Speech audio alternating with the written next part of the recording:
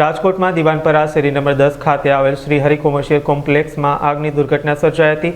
સોના ચાંદીની દુકાનમાં શોર્ટ સર્કિટના કારણે આગ લાગી હતી। ઘટનાની જાણ થતાં જ ફાયર બ્રિગેડની ટીમો તરત ઘટનાસ્થળે પહોંચી ગઈ હતી। ઘટના સમયે અંદર 5 લોકો હાજર હતા, જેમાંથી 3 લોકોને સુરક્ષિત રીતે બહાર કાઢવામાં આવ્યા છે, જ્યારે એક વ્યક્તિ સામાન્ય રીતે દાઝી જતા તેને હોસ્પિટલ ખસેડાયો હતો, પરંતુ એક બંગાળી કારીગરનું આગની ઘટનામાં મોત નીપજ્યું હતું। દિવાનપરા શેરી નંબર 10 એ ડિવિઝન પોલીસ વિસ્તારમાં આવે છે। ત્યાં શ્રી હરિ કોમ્પ્લેક્સ છે। ત્યાં એક કોમર્શિયલ કોમ્પ્લેક્સની અંદર 6ઠ્ઠા માળે એક આગનો બનાવ બનેલ છે। ત્યાં ઉપર 5 લોકો હતા, એમાંથી 3 સહી સલામત નીચે ઉતરી ગયેલ।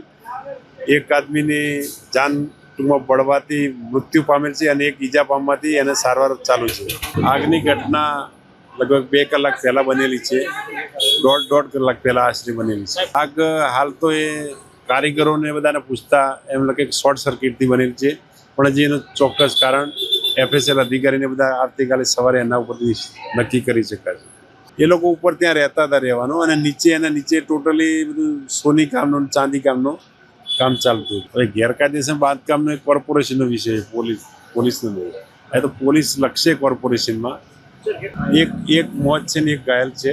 ના એ નોંધણી તો થયેલી છે પોલીસ ટીમની અંદર, કે જે પણ અહીંયા કારીગરો આવે એ બધાની નોંધણી કરાવતા જ હોય છે।